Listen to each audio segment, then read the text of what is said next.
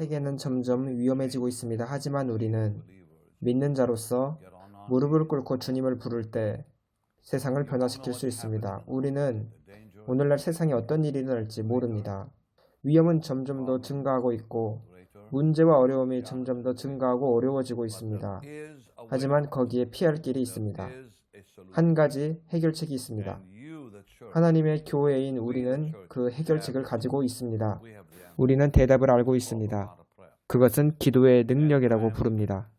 저는 여러분 모두에게 구하기를 지금 현재 지구에 일어나고 있는 일에 대해 기도해 주시기를 원합니다. 왜냐하면 우리는 더 이상 문제들을 보지 않고 싶기 때문입니다.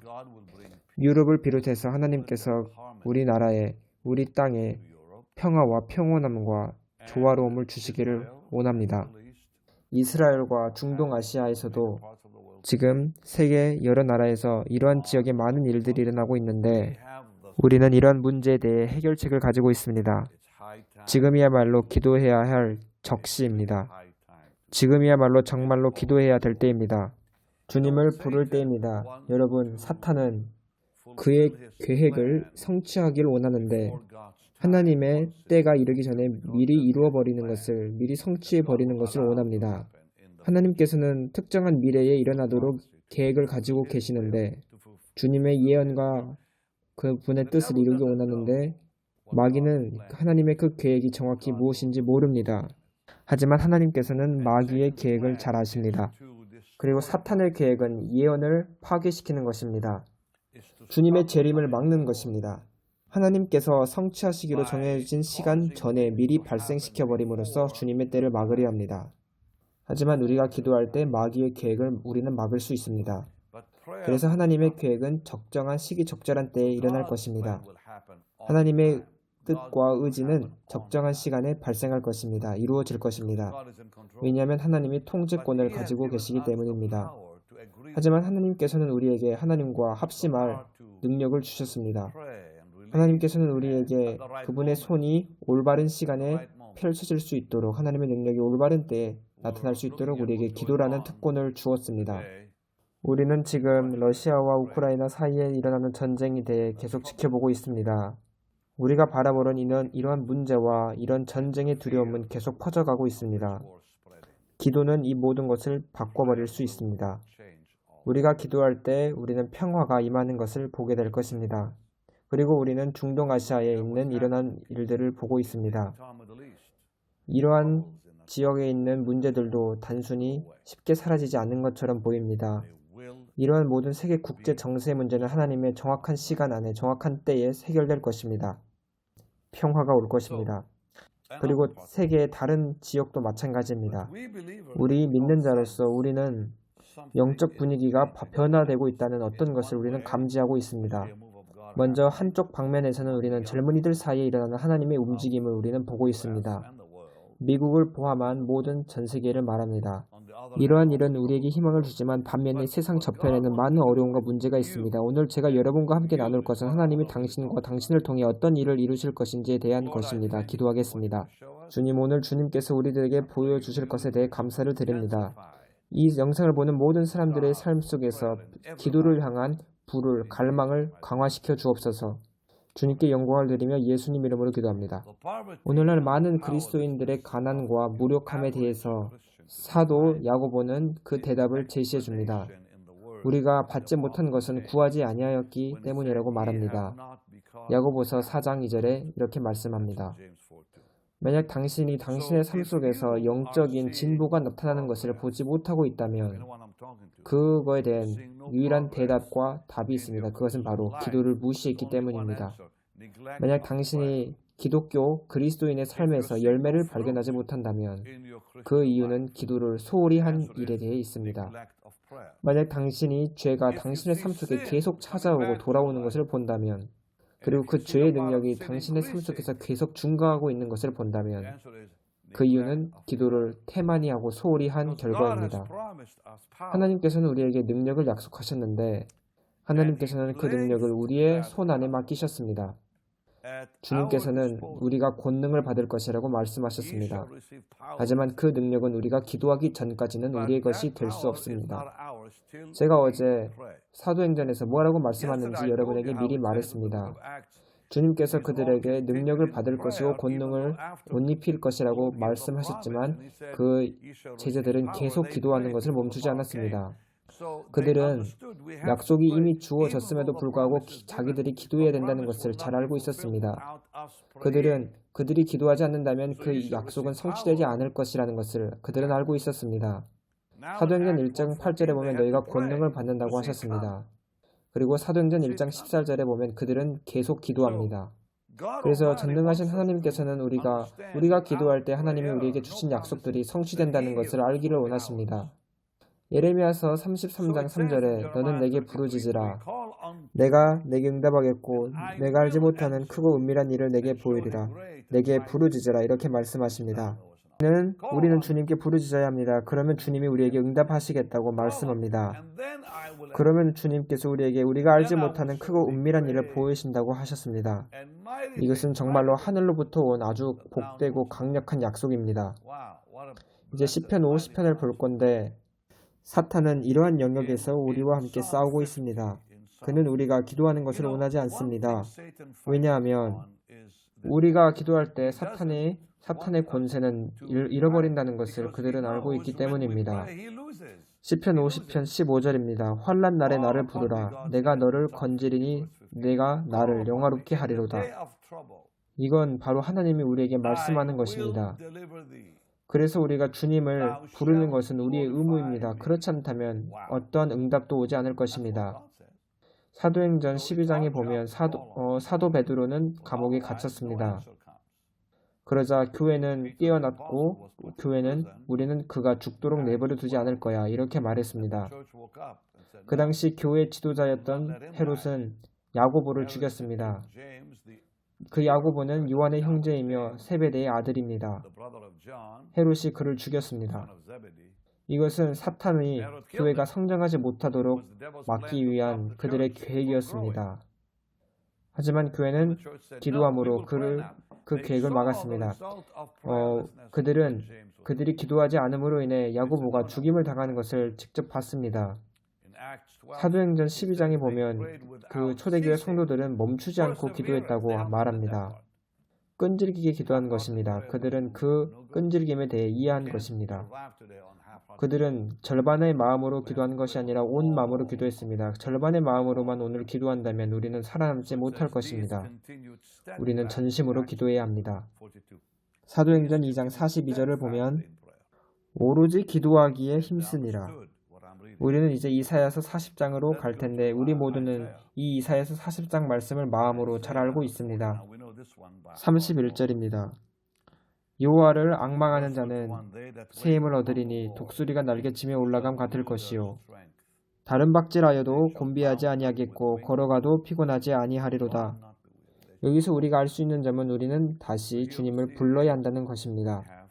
우리가 주님을 기다려야 한다는 것입니다. 만약 사람들이 너무 바빠서 기도하는 것을 멈춘다면 그들은 너무 바빠서 하나님의 능력을 가질 수 없습니다. 아무리 많은 양의 활동을 한다 할지라도 결과는 없을 것입니다. 사탄은 우리의 활동을 두려워하는 것이 아닙니다. 사탄은 우리의 조직을 두려워하지 않습니다. 그는 오직 하나님만을 두려워합니다. 그는 사람들이 기도할 때 그때를 두려워합니다. 왜냐하면 사람들이 기도할 때마다 하나님은 나타나셔서 그 장면에서 내게 부르짖으라 내가 너에게 응답하겠다 이렇게 말씀하시기 때문입니다. 하나님은 우리의 현재의 도움이 되십니다. 환난 날의 현재의 도움이십니다. 오직 여호와를 앙망하는 자는 여기서 앙망한다는 것은 기다린다는 말씀입니다. 새 힘을 얻으리니 독수리가 날개치며 올라감 같을 것이요 다른 박질하여도 곤비하지 아니하겠고 걸어가도 피곤하지 아니하리로다. 사탄은 활동이나 조직을 두려워하는 것이 아니라 하나님을 두려워합니다. 기도가 없는 어떤 활동도 어떠한 능력을 가지고 있지 않습니다. 주님은 나타나지 않으시고 단순히 활동만 할 뿐입니다. 왜냐하면 기도만이 열쇠이기 때문입니다. 그래서 하나님의 무기는 기도에 응답합니다. 모든 하나님의 무한한 자원은 하나님의 무한한 자원은 기도의 명령에 의존합니다. 하나님의 무한하신 자원은 기도의 명령에 위치해 있습니다. 기도의 명령에 따라 공급됩니다. 우리는 이러한 메시지를 계속 반복해서 들어야 할 필요가 있습니다. 왜냐하면 사탄 마귀는 하루도 빠짐없이 우리와 계속 싸우기 때문입니다. 기도하지 않는다면 우리는 육체에게 지고 맙니다. 육체는 우리가 기도하는 것을 원하지 않습니다. 우리 육체는 기도하는 것을 미워합니다. 하지만 하나님은 말씀하시기를 너가 이것을 해야 한다고 하십니다. 바울은 내 몸을 쳐 복종하게 한다고 했습니다. 내가 내 몸을 쳐 복종하게 함은 내가 남에게 전파한 후에 자신이 도리어 버림을 당할까 두려워함이로다. 기도야말로 다하지 않는 저장 창고를 넓게 여는 열쇠입니다. 기도야말로 무궁무진한 하나님의 저장 창고를 넓게 여는 열쇠입니다. 하나님의 성도 여러분, 기도가 열쇠입니다. 기도야말로 하나님의 자비와 은혜와 능력의 무궁무진한 그 저장 창고들을 여는 열쇠입니다. 마태복음 7장 7절에 구하라 그리하면 너희에게 주실 것이요 찾으라 그리하면 찾아낼 것이요 문을 두드리라 그리하면 너희에게 열릴 것이니 주님이 이렇게 말씀하신 것입니다. 제가 방금 여러분에게 말씀드린 것을 생각해 보세요. 하나님께서는 우리에게 그의 신성의 보물 창고의 문을 활짝 열어 제끼실 것입니다. 오직 우리가 기도할 때 그렇게 하실 것입니다. 모든 것은 하나님께 가능합니다. 또 모든 것은 기도 안에서 가능합니다. 주님께서는 우리가 기도할 때 불가능한 것은 아무것도 없다고 말씀하셨습니다. 마태복음에 보면 아무것도 너희에게 불가능한 것이 없다고 주님은 말씀하셨습니다. 그래서 여러분들이 기도할 때 모든 것이 가능하게 되는 것입니다. 그래서 모든 것은 하나님께 가능하고 또 기도하는 사람들에게는 모든 것이 가능합니다.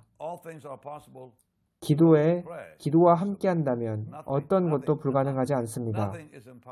하나님과 함께하면 어떤 것도 불가능하지 않고 기도와 함께하면 아무것도 불가능하지 않습니다. 그래서 솔직히 말하면 기도는 아주 초능력적인 것입니다. 기도는 모든 능력을 가지고 있습니다.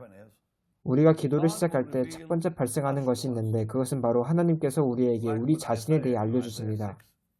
이사야서 6장 5절을 보면 그때 내가 말하되 화로다 나여 망하게 되었도다. 이때야말로 기도하는 때야말로 우리가 우리의 무능력함을 보게 되는 때입니다. 우리는 이렇게 우리의 허약함을 알고 주님께 모든 것을 맡기게 됩니다.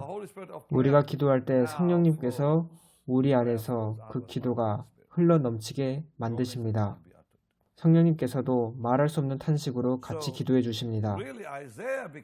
실제로 이사야는 아주 강력한 기도의 사람이 되었습니다. 그때는 그가 자신을 되돌아볼 때였습니다. 그때 이사야는 화로다 나여 망하게 되었도다. 그 후에 주님이 이 말을 듣고 말씀하시는 것은 내가 누구를 보내며 누가 우리를 위하여 갈고 이렇게 말씀하셨습니다. 모세도 자기의 무력함을 알고 주님께 저는 말할 줄을 모른다고 이렇게 말했습니다. 욥도 자신의 무능력함을 보고 자기 자신을 혐오한다고 말하고 재와 먼지 가운데서 회개한다고 말했습니다. 이 모든 사람들은 딱 한 장소에 이르게 되었는데 여러분들도 여러분이 기도를 시작하실 때 그 장소에 도착하게 될 것입니다. 우리가 기도할 때 하나님이 진짜 우리를 나타내십니다. 진짜 우리를 발견하게 될 때 우리는 우리 자신을 주님께 던져버리게 됩니다. 그때서야 우리는 주님께 우리를 당신의 도구로 사용하시옵소서 우리는 아무것도 할 수 없습니다. 이렇게 말하게 됩니다. 솔직히 우리 중 아무도 실제로 기도할 수 없습니다. 오직 하나님만이 성령님을 통해서 우리를 통해 기도하시는 것입니다. 하나님께서는 우리가 단순히 먼지뿐인 것을 잘 알고 계십니다. 이와 같이 성령도 우리의 연약함을 도우시나니 우리는 마땅히 기도할 바를 알지 못하나 오직 성령이 말할 수 없는 탄식으로 우리를 위하여 친히 간구하시느니라. 우리가 기도할 때 이러한 일이 발생하게 됩니다. 제가 예전에도 말했던 것처럼 여러분들은 바깥들에서 성소로 그리고 지성소로 움직이는 것과 같습니다. 이것은 마치 성막과도 같습니다. 우리는 바깥들에 있을 때 많은 고군분투를 경험하게 됩니다. 하지만 이러한 힘겨움이 다가올 때 우리는 이제 항복하게 됩니다. 그리고 항복함으로 우리는 이제 성소로 들어가게 됩니다. 그리고 그 안에서 우리는 새로운 기도를 경험하게 됩니다. 성령님께서 거기서 여러분들을 사용하시기 시작하십니다. 그리고 이렇게 기도 중에 여러분들은 지성소로 들어가 주님의 임재를 연습하게 됩니다. 그리고 그 성소를 나올 때 여러분들은 변화된 사람으로 나오게 됩니다. 우리가 기도할 때 내가 대체 어떠한 존재인지 알게 되는 계시가 있는데 이것은 매우 중요합니다. 그리고 또 하나의 놀라운 일이 발생하는데 하나님께서 여러분들의 죄에서 여러분을 구원하십니다. 우리가 기도할 때 다른 사람들의 삶에 영향을 미칠 수 없습니다. 하나님께서 여러분을 다루시고 만지시기 전까지 여러분들은 중보를 할 수 없습니다. 모세, 이사야, 욥이 그랬던 것처럼 여러분들은 여러분들 스스로를 주님께 던져야 합니다. 다윗은 나의 죄악을 맑게 씻으시며 나의 죄를 깨끗이 제하소서 이렇게 고백합니다. 다윗은 죄를 이기는 능력을 알았습니다. 그것은 바로 기도입니다. 그리고 기도는 너무나 강력해서 여러분들이 하나님과 함께 동행하는 것을 유지시킵니다. 여러분들은 타락할 수 없고 여러분들은 허약해지지 않을 수 있습니다. 여러분 자신이 주님 안에서 약하고 실족하게 되어 있는다면 다른 사람을 위해서도 기도할 수 없습니다. 기도만이 우리 스스로를 주님 안에서 강하게 합니다. 시편 17편 5절에 보면은 나의 걸음이 주의 길을 굳게 지키고 실족하지 아니하였나이다. 주님 저를 넘어지게 하지 마시고 저로 하여금 주님과 함께 걷게 하소서. 이러한 기도입니다. 그래서 기도야말로 우리가 우리의 걸음을 굳게 하는 방법입니다. 우리가 주님 안에서 올바르게 서 있지 않는다면 다른 세상을 위해서도 기도할 수 없습니다. 다윗은 주님께서 그 인자하심으로 자기를 보존하실 것이라고 보살펴 주실 것이라고 말했습니다. 다음으로 여러분들이 기도하는 것을 시작할 때 하나님께서 여러분들의 혀를 지배하시기 시작하십니다. 여러분들이 기도할 때 여러분들의 말이, 대화가 다른 점이 있다는 것을 보게 될 것입니다. 제가 여러분들에게 지금 드리는 이 말을 한번 생각해 보십시오. 먼저 기도할 때 첫째로 기도는 우리에게 우리 자신에 대해 우리 자신을 나타냅니다. 두 번째, 기도는 당신의 죄로부터 깨끗게 할 것입니다. 그리고 죄를 이기는 능력을 줄 것입니다. 세 번째로, 기도는 당신을 굳게 하여 당신이 하나님과 계속 동행하도록 당신의 길을 지킬 것입니다. 그리고 네 번째로는, 기도는 당신의 혀를 주장할 것입니다. 당신의 혀를 지배할 것입니다. 시편 141편 3절에 여호와여 내 입에 파수꾼을 세우시고 내 입술의 문을 지켜주소서. 오직 기도만이 이것을 가능케 합니다. 우리가 이렇게 기도할 때 우리는 이러한 변화들을 삶 속에서 보게 될 것입니다. 그리고 오직 우리가 기도할 때 하나님이 우리에게 지혜를 허락하십니다. 누구든지 지혜가 부족하거든 모든 사람에게 후히 주시고 꾸짖지 아니하시는 하나님께 구하라. 그리하면 주시리라. 야고보서 1장 5절에 이렇게 지혜를 구하면 하나님이 주신다고 말씀하셨습니다. 하나님께서는 그분의 무한한 지혜를 우리 손 안에 우리 처분에 맡기셨고 우리는 그 하나님의 지혜 가운데서 삶 속에서 올바른 결정을 하게 되고 우리는 잘못된 선택을 하지 않을 것입니다. 왜냐하면 기도의 사람들은 자기가 누구인지 잘 알게 되고 기도의 사람은 하나님과 동행하고 기도의 사람은 죄에 빠지지 아니하고 기도의 사람은 죄가 그들을 주장하지 못하고 이 모든 것들은 제가 이미 여러분들에게 말씀드린 것입니다. 그리고 기도의 사람은 정확한 지혜를 얻을 것입니다. 그들이 딱 필요한 순간에 적시적소에 그 지혜를 얻을 것입니다. 그 지혜를 활용할 것입니다. 만약 우리가 그렇지 아니하면 어리석음이 자리를 잡을 것입니다. 그 상태가 되면 우리는 지혜 안에서 걷는 게 아니라 좌로 우로 치우쳐져서 걷게 될 것입니다. 시편 86편 11절에 여호와여 주의 도를 내게 가르치소서. 내가 주의 진리에 행하오리니 이르심으로 주의 이름을 경외하게 하소서. 우리는 지혜 안에 걷습니다. 하나님 우리에게 주의 도를 가르치시옵소서. 그래서 주의 진리로 행하게 하옵소서. 우리는 실수를 하고 싶지 않습니다. 여러분들이 이 세상에서 지금 벌어지고 있는 일들에 대해 기도하기 전에 제가 지금까지 말씀드린 이러한 변화가 당신의 삶 속에서 먼저 발생하게 될 것입니다. 왜냐하면 여러분들이 기도하는 순간 하나님께서는 여러분들을 먼저 고치십니다. 여러분들의 밖에 있는 고침을 받아야 할 필요가 있는 것들을 먼저 고치시기 전에 여러분들을 먼저 고치십니다. 하나님께서는 우리를 먼저 고치시기를 원합니다. 우리는 모두 이것이 필요합니다. 시편 119편 18절은 내 눈을 열어서 주의 율법에서 놀라운 것을 보게 하소서 이렇게 말씀합니다. 그래서 기도는 우리의 눈을 여는 능력을 가지고 있습니다. 우리는 기도를 통해 하나님의 말씀으로부터 나오는 아주 놀라운 것을 보게 될 것입니다. 어려움들이 소멸되어지고 안개가 낀 것처럼 이해하기 어려운 구절들이 햇빛이 비치는 아침처럼 명확하게 될 것입니다. 우리에게 아주 친숙한 성경 구절조차도 아주 밝고 햇빛이 비추는 것과 같이 밝게 됩니다.